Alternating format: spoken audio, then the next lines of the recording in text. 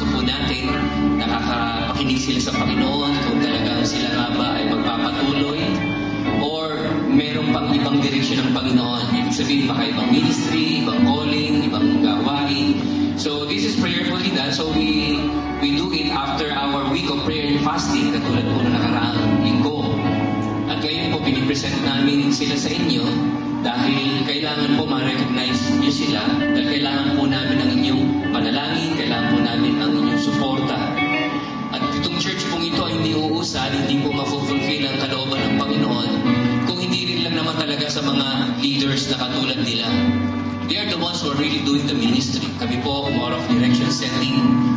Pero sila po yung talagang nasa labas, sila po yung namumuna, nagbibisita, sila po yung talagang gumagawa ng nitty-gritties of the ministry. And so we are grateful to God for giving us gifts. Ang pinakamalaga pong gifts ay ang tao at sila yan. So, mga leaders, saan ba namin kayo padadala naman ngayon? So we're going to pray for them kung saan naman sila.